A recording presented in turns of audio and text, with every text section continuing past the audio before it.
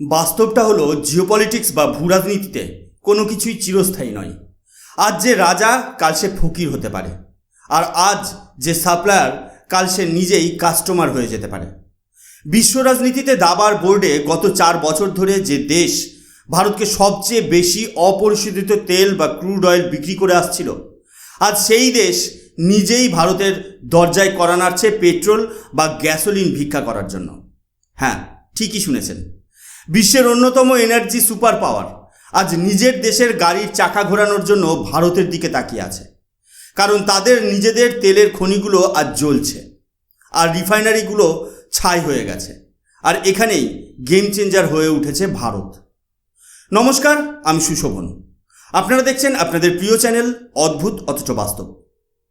আজকের geopolitical breaking news হলো, Russia তাদের দেশের সংবিধানে এবং ট্যাক্স নীতিতে বা ট্যাক্স অ্যামেন্ডমেন্টসে বিশাল বড়সড় পরিবর্তন আনতে চলেছে, যাতে তারা ভারত থেকে প্রচুর পরিমাণে পেট্রোল বা গ্যাসোলিন আমদানি করতে পারে। রাশিয়ার মতো দেশ যাদের মাটির নিচ দিয়ে তেলের নদী বয়, তারা আজ ভারতের থেকে রিফাইন করা তেল কেনার জন্য মরিয়া হয়ে উঠেছে। এই পুরো ঘটনাটি বিশ্বের এনার্জি সিকিউরিটি বা জ্বালানি সুরক্ষার সমীকরণকে পুরোপুরি বদলে দিয়েছে, এবং ভারত সরকার যে কতটা দূরদর্শী তা আরও একবার বিশ্বের সামনে প্রমাণ হয়ে গেল। এখন আপনাদের মনে নিশ্চয়ই বেশ কিছু প্রশ্ন জাগছে। প্রথমত, রাশিয়ার মতো তেল সমৃদ্ধ দেশের হঠাৎ করে পেট্রোলের অভাব দেখা দিল কেন? দ্বিতীয়ত, ইউক্রেনের ড্রোন স্ট্রাইক কীভাবে রাশিয়ার পুরো অয়েল সাপ্লাই চেনকে ধ্বংস করে দিল? তৃতীয়ত, রাশিয়া তো অন্য দেশ থেকেও তেল কিনতে পারত, তাহলে শুধুমাত্র ভারতের দিকেই কেন তারা হাত বাড়ালো? আর সবচেয়ে বড় প্রশ্ন, ভারত সরকারের এই কূটনৈতিক চালে ভারতের অর্থনীতি এবং ট্রেড ডেফিসিটে কতটা লাভ হতে চলেছে? আজকের এই ভিডিওতে আমরা এই প্রতিটি প্রশ্নের গভীরে গিয়ে সম্পূর্ণ অ্যানালিসিস করব। ভিডিওটি শেষ পর্যন্ত দেখতে থাকুন, কারণ আজকের এই ঘটনা প্রমাণ করে দেবে কেন ভারত আজ সত্যিকারের এক গ্লোবাল পাওয়ার। আসল অ্যানালিসিসে ঢোকার আগে আমাদের বুঝতে হবে রাশিয়ার ভেতরে ঠিক কী ঘটছে। আপনারা স্ক্রিনে বিখ্যাত পত্রিকা কিয়েভ পোস্টের এই হেডলাইনটি দেখতে পাচ্ছেন। এখানে পরিষ্কার লেখা আছে, Russia turns to India for gasoline as drone strike cut output by 25%। অর্থাৎ ড্রোন হামলার কারণে রাশিয়ার পেট্রোল উৎপাদন 25% কমে যাওয়ায় তারা ভারতের দ্বারস্থ হয়েছে। গত 1 থেকে 1.5 বছর ধরে ইউক্রেন তাদের যুদ্ধনীতি বা ওয়ার স্ট্র্যাটেজি পুরোপুরি বদলে ফেলেছে।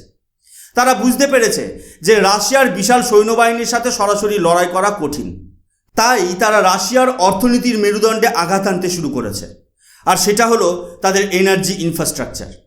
ইউক্রেন জানে যে রাশিয়ার মাটি থেকে ক্রুড অয়েল তোলা তারা বন্ধ করতে পারবে না, কিন্তু সেই ক্রুড অয়েলকে প্রসেস করে ব্যবহারযোগ্য পেট্রোল বা ডিজেলে পরিণত করার যে ক্ষমতা, সেটাকে ধ্বংস করা সম্ভব, আর ঠিক সেটাই তারা করছে। গত সপ্তাহে রাশিয়ার রাজধানী মস্কোতে অবস্থিত তাদের সবচেয়ে বড় এবং গুরুত্বপূর্ণ অয়েল রিফাইনারিতে ইউক্রেন ভয়ঙ্কর ড্রোন স্ট্রাইক করেছে।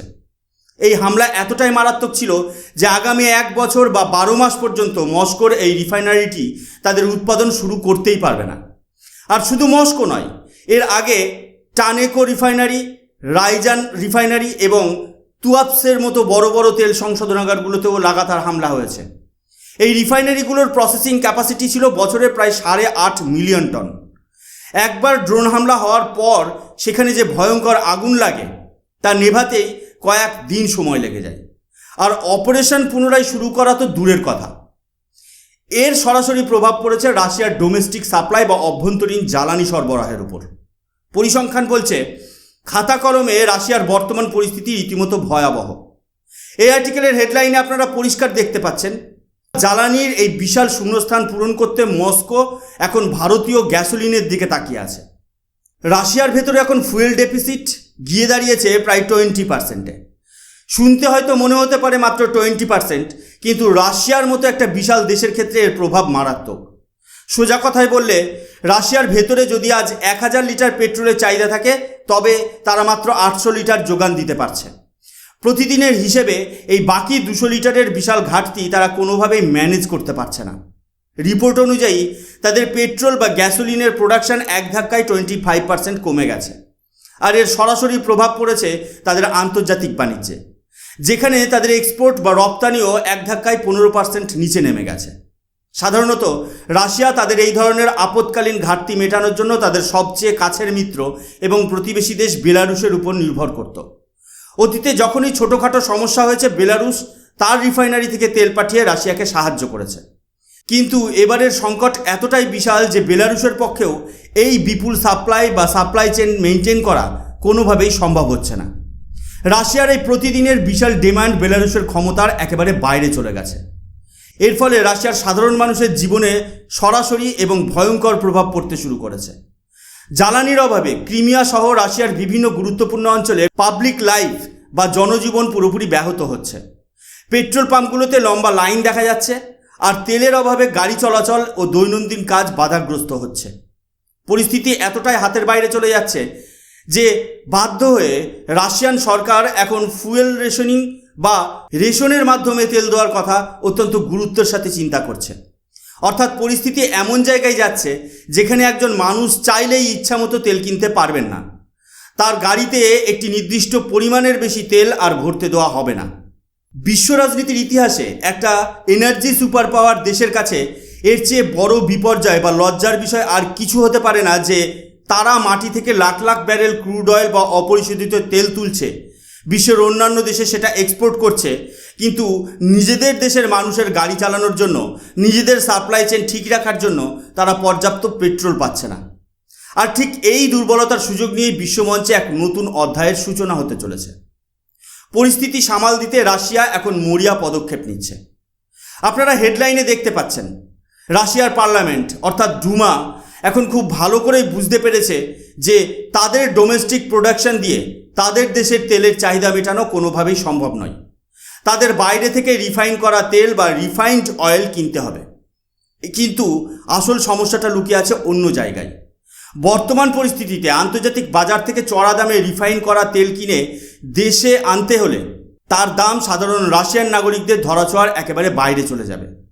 ফলে দেশের ভেতরে ভয়ঙ্কর ইনফ্লেশন বা মুদ্রাস্ফীতি দেখা দেবে, যা এই যুদ্ধকালীন পরিস্থিতিতে দেশের ভেতরের সাধারণ মানুষের জন্য ব্যাপক ক্ষোভ এবং অশান্তি তৈরি করতে পারে। ক্রেমলিন কোনোভাবেই চায় না যে যুদ্ধের মাঝে দেশের ভেতরের মানুষ নতুন করে কোনো সংকটের মধ্যে পড়ুক। আর ঠিক এই পরিস্থিতি রুখতেই রাশিয়ান সরকার তড়িঘড়ি ট্যাক্স অ্যামেন্ডমেন্ট বা কর সংশোধনী পাশ করেছে। এই নতুন নিয়মের মূল লক্ষ্য হলো ইম্পোর্ট সাবসিডি প্রদান করা। সহজ ভাষায় বলতে গেলে আন্তর্জাতিক বাজার থেকে চড়া দামে গ্যাসোলিন বা পেট্রোল কেনার পর সেই বর্ধিত দামের বিশাল একটা অংশ রাশিয়ান সরকার নিজের পকেট থেকে বা সরাসরি কোষাগার থেকে মেটাবে, যাতে সাধারণ মানুষ আগের দামেই পেট্রোল পাম্প থেকে তেল ভরতে পারে এবং দেশের বাজারে তেলের দাম স্থিতিশীল থাকে। এখানেই শেষ নয়, পরিস্থিতি ঠিক কতটা ভয়াবহ তা তাদের আরেকটি সিদ্ধান্ত স্পষ্ট হয়ে যায়। রাশিয়া শুধুমাত্র পেট্রোল আমদানি করার জন্যই যে এই নিয়ম আনছে তা নয়, তারা তাদের ডিজেল এক্সপোর্টের উপর সম্পূর্ণ নিষেধাজ্ঞা জারি করার পরিকল্পনা করেছে। অর্থাৎ যে দেশ এতদিন গোটা বিশ্বকে জ্বালানি সরবরাহ করত, তারা আজ তাদের বেঁচে থাকা সামান্য রিফাইন্ড অয়েলের এক ফোঁটাও দেশের বাইরে বিক্রি করতে রাজি নয়। এই পুরো জিওপলিটিক্যাল ইভেন্ট আমাদের চোখে আঙুল দিয়ে দেখিয়ে দেয় যে যুদ্ধ কখনো একতরফা হয় না। একদিকে পশ্চিমাদের চরম ইকোনমিক স্যাংশনস বা অর্থনৈতিক নিষেধাজ্ঞা, আর অন্যদিকে ইউক্রেনের লাগাতার নিখুঁত ড্রোন স্ট্রাইক।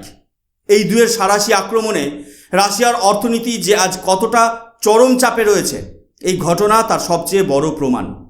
আর ঠিক এই জায়গাতেই, যেখানে রাশিয়ার পিঠ একেবারে দেওয়ালে ঠেকে গেছে এবং তারা সমাধানের রাস্তা খুঁজছে, ঠিক সেখান থেকেই শুরু হচ্ছে ভারত সরকারের আসল মাস্টার স্ট্রোক। এবার সবচেয়ে গুরুত্বপূর্ণ আলোচনায় আসা যাক। রাশিয়া তো পৃথিবীর যে কোনো দেশ থেকে পেট্রোল কিনতে পারত, তাহলে তারা ভারতের দিকেই কেন হাত বাড়ালো? এখানেই লুকিয়ে আছে ভারত সরকারের স্ট্র্যাটেজিক অটোনমি এবং ভারতের বিশাল ইনফ্রাস্ট্রাকচারাল ক্ষমতা। একটা বাস্তব সত্য হলো, ভারতের মাটির নিচে সেভাবে তেলের খনি নেই। আমাদের প্রচুর পরিমাণে ক্রুড অয়েল বাইরে থেকে ইম্পোর্ট করতে হয়, কিন্তু এই ক্রুড অয়েলকে রিফাইন করার যে ক্ষমতা বা রিফাইন ক্যাপাসিটি, সেখানে ভারত হলো আনডিসপিউটেড ওয়ার্ল্ড লিডার। ভারতের গুজরাটে অবস্থিত রিলায়েন্স ইন্ডাস্ট্রিজ এবং নায়ারা এনার্জির রিফাইনারিগুলো বিশ্বের সবচেয়ে অত্যাধুনিক এবং সর্ববৃহৎ রিফাইনারিগুলোর মধ্যে অন্যতম। এছাড়া IOCL, BPCL, HPCL এর মতো সরকারি কোম্পানিগুলোর ক্ষমতাও অকল্পনীয়। বিশ্বের যে কোনো ধরনের যে কোনো কোয়ালিটির ক্রুড অয়েলকে অত্যন্ত দ্রুত এবং নিখুঁতভাবে রিফাইন করে পেট্রোল, ডিজেল বা অ্যাভিয়েশন ফুয়েলে পরিণত করার প্রযুক্তি ভারতের কাছে রয়েছে।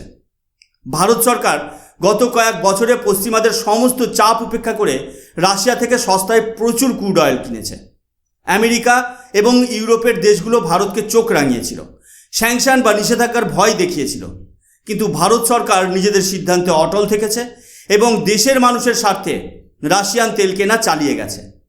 আজ জিওপলিটিক্যাল চাকা সম্পূর্ণ ঘুরে গেছে। সাইকেলটা এখন ঠিক এরকম, আমরা রাশিয়ার থেকে সস্তায় ক্রুড অয়েল কিনছি, সেটাকে আমাদের দেশের রিফাইনারিগুলোতে প্রসেস করছি এবং সেই প্রসেস করা অত্যন্ত উন্নত মানের গ্যাসোলিন বা পেট্রোল আমরা আবার রাশিয়াকে এই চড়া দামে বিক্রি করতে চলেছি। রাশিয়া এখন ভারতের রিলায়েন্স এবং নায়ারা এনার্জির মতো কোম্পানিগুলোর সাথে সরাসরি আলোচনা শুরু করেছে পেট্রোল প্রকিওর করার জন্য। এই পুরো ঘটনাটা ভারতের জন্য একটা বিশাল বড় অর্থনৈতিক এবং কূটনৈতিক বিজয়। একেই বলে জিওপলিটিক্যাল মাস্টার স্ট্রোক। যে রাশিয়া আমাদের সাপ্লায়ার ছিল তারা আজ আমাদের কাস্টমার। এর ফলে ভারতের ট্রেড ডেফিসিট বা বাণিজ্য ঘাটতি অনেকটাই কমে আসবে। আমরা রাশিয়ার থেকে শুধু কিনেই যেতাম, বিক্রি করার মতো খুব বেশি কিছু আমাদের কাছে ছিল না। কিন্তু এখন এই গ্যাসোলিন এক্সপোর্টের মাধ্যমে ভারত প্রচুর পরিমাণ বৈদেশিক মুদ্রা বা ফরেন এক্সচেঞ্জ আয় করতে পারবে। তাছাড়া গ্লোবাল সাপ্লাই চেনে ভারতের গুরুত্ব আজ অনস্বীকার্য। পশ্চিমাদের এটা বুঝতে হবে যে ভারত যদি রাশিয়ার থেকে তেল কিনে রিফাইন করে বিশ্ববাজারে না ছাড়ত, তবে আজ পুরো পৃথিবীতে তেলের দাম আকাশ ছোঁয়া হয়ে যেত। ভারত আজ শুধুমাত্র নিজের জ্বালানি নিরাপত্তাই নিশ্চিত করছে না, বরং পুরো বিশ্বের এনার্জি মার্কেটকে স্টেবিলাইজ বা স্থিতিশীল করে রেখেছে। আর এখন তো খোদ রাশিয়াকেই বাঁচাতে এগিয়ে যাচ্ছে ভারত। আগামী দিনে এই চুক্তির ফলে ভারতের অর্থনীতিতে আরও কত বড় পরিবর্তন আসে আর ইউক্রেন যুদ্ধ কোন দিকে মোড় নেয় তার উপর আমাদের কড়া নজর থাকবে। ভারত প্রমাণ করে দিয়েছে আজকের বিশ্বে টিকে থাকতে হলে শুধু প্রাকৃতিক সম্পদ থাকলেই হয় না, সেই সম্পদকে কাজে লাগানোর প্রযুক্তি এবং মেরুদণ্ড সোজা করে সিদ্ধান্ত নেওয়ার মতো লিডারশিপ থাকতে হয়। এই পুরো জিওপলিটিক্যাল ডেভেলপমেন্ট নিয়ে আপনাদের কি মতামত? ভারতের এই রিফাইনিং সুপার পাওয়ার হয়ে ওঠার গল্প আপনাদের কেমন লাগলো তা অবশ্যই নিচে কমেন্ট করে জানাবেন। আজকের মতো এ পর্যন্তই। আমি সুশোভন, দেখা হবে পরবর্তী কোনো একটি নতুন এপিসোডে। ততক্ষণ পর্যন্ত ভালো থাকবেন, সুস্থ থাকবেন। জয় হিন্দ, বন্দে মাতরম, ভারত মাতা কি জয়।